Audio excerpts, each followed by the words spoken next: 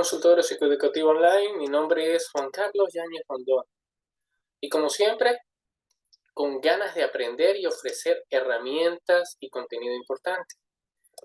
Trastornos del neurodesarrollo, específicamente el trastorno por déficit de atención e hiperactividad. Algunas características, algunos rasgos, pero sobre todo me gustaría compartir con ustedes algunas terminologías utilizadas a partir de 1900 cuando se empieza a hacer la investigación, cuando se empieza a conocer este trastorno y cómo se denominaba para ese entonces. Ahí se observa que se le denominaba defecto patológico en el control moral. Fíjense ustedes cómo los términos van evolucionando, así como las características y las necesidades específicas de qué abordar, de cómo trabajar y sobre todo entender estos trastornos del neurodesarrollo, en este caso específico, el TDAH. También se habló de déficit de atención con hiperactividad, término que actualmente se mantiene. Antía Ferrer, Belén, Pedro y Priscila Basurto. Para Steele, la etiología, la especificación era de origen genético y hablaban de un pronóstico muy negativo. Aconsejaban que fueran institucionalizados a edades tempranas. O sea, hacía referencia de que lo ideal era tenerlos condensados en un espacio cerrado, que eran personas que no debiesen estar en la sociedad, que no debiesen hacer vida social. ¿Okay? Ese enfoque dominante en toda la mitad del siglo se consideró la hiperactividad como una alteración neurológica debido a algún tipo de lesión en el cerebro. ¿Okay? Había esa terminología, se daba esa investigación, pero no había un enfoque o un determinante específico de qué la originaba y sobre todo cómo especificar un diagnóstico preciso. Obviamente las atenciones para ese entonces tampoco eran las idóneas porque se determinaba como condiciones esquizofrénicas que debían estar en hospitales psiquiátricos, en instituciones psiquiátricas. Niños con déficit cognitivo, ni sensoriales, nerviosos, indisciplinados, en constante actividad y desatentos. Esto en 1917. Sí, porque el trastorno como tal genera niveles de desatención, de inquietud.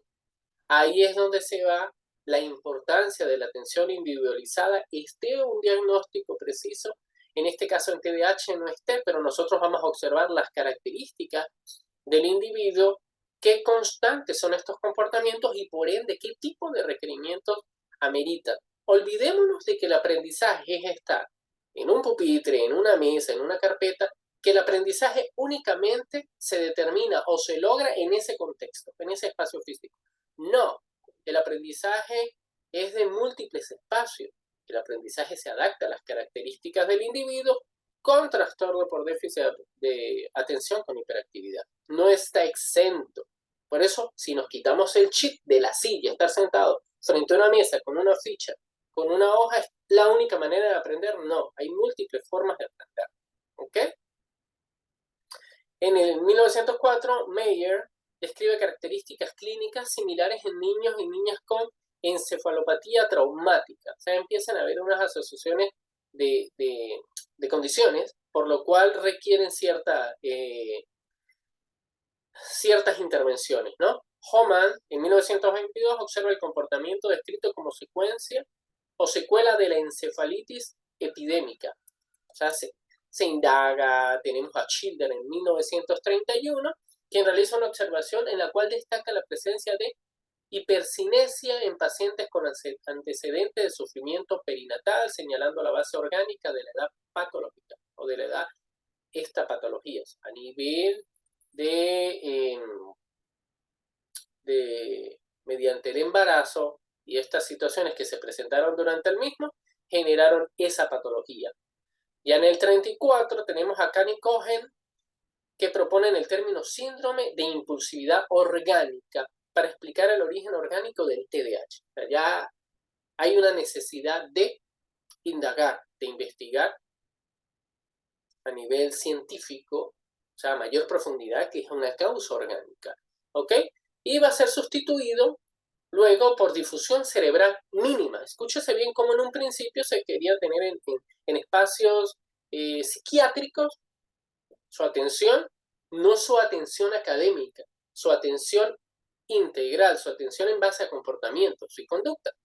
Este cambio de disfunción cerebral mínima por Clemens y Peters, apoyando la posibilidad de un origen funcional, no exclusivamente lesivo, que recogería a niños con hiperactividad y dispersión atencional, sumando otros trastornos de aprendizaje y problemas motores leves. Ya hablamos de niveles leves, pero ya empezamos a conocer o a incursionar la palabra de aprendizaje, ya se empieza a variar. O sea, la posibilidad de que aprendan, ¿ok? Y a partir de los años 60 empiezan a cambiar los planteamientos médicos y educativos. Vemos cómo vamos evolucionando y ya se anexa el término educativo. Ya hablamos de aprendizaje, de la capacidad de poder aprender. Desde la medicina el término se suavizó. Síndrome del niño con lesión cerebral a disfunción cerebral mínima, cuando se encontró en muchos niños que no había un daño cerebral subyacente. ¿Ok? El campo psicológico y pedagógico se condujo a una búsqueda de los aspectos más comportamentales del problema. Se indagaba en ese principio qué tipo de conducta, qué tipo de problema resultaba de las personas con estas características y cómo abordarlo. Pero esa visión educativa de aprendizaje escolar hiperactiva se caracterizó como un trastorno del comportamiento. Sí, entendemos bien que hay un trastorno específico del comportamiento, lo cual obstaculiza o por obvias razones genera dificultades en la adquisición de aprendizaje, genera dificultades de aprendizaje. Ya en los años 80 se asentó la dimensión cognitiva conductual del trastorno, ¿okay? Señalándose como criterio 3 rasgos fundamentales: déficit de atención, impulsividad e hiperactividad, como características propias del trastorno por déficit de atención e hiperactividad. Actualmente TDAH. Entonces entendemos por el TDAH un trastorno de origen neurobiológico que se inicia en la infancia y se caracteriza por tres síntomas fundamentales: dificultad para la atención y concentración. El niño no puede mantener la atención durante un periodo de tiempo prolongado o continuado. Impulsividad tiende a convertir inmediatamente en acciones sus deseos. No es como cuando decimos, piensa antes de actuar. Oye, me quiero parar, pero no puedo o no debo, ¿no? El niño con TDAH, si quiere pararse, automáticamente lo va a hacer. Acción-reacción, ¿ok? Sin reflexionar sobre las consecuencias de los mismos e hiperactividad. Si partimos de entender eso, quitémonos la concepción de que tenemos que tener a un niño con TDAH sentado. Es imposible o es abstracto. Dejemos que se pare, dejemos que camine un poco, que desfogue esa necesidad y separemos, ¿ok? Las actividades complejas las vamos a separar en múltiples actividades con la finalidad de lograr que los procesos de aprendizaje en dicha población sean adquiridos. No profundicemos, no alarguemos, seamos prácticos y seamos concretos. Entendamos, y esto es importante saberlo, que la población con TDAH puede estar perfectamente en una institución regular, en una institución normal, con los debidos apoyos y con las debidas adecuaciones. Sobre todo, lo importante acá es cambiar la percepción formativa profesional de los educadores que buscan generalizar. Si yo generalizo, yo respeto los procesos académicos en los estudiantes, no únicamente con trastornos por déficit de atención con hiperactividad, sino niños o población neurotípica que no tiene ninguna condición específica, pero que requiere diferentes momentos, diferentes estilos de aprendizaje. Nosotros tenemos que hablar más de modelos de aprendizaje para que se genere una inclusión de calidad y para que nuestros estudiantes, en este caso con trastorno por déficit de atención e hiperactividad, aprendan de verdad. Se adquiera un aprendizaje funcional y sobre todo comportamientos acordes a sus características, posiblemente modificables, siempre y cuando se entiendan que estos trastornos tienen unas características en sí que los determinan y por ende la necesidad de movilización constante. No es que no se aprende de diferentes maneras.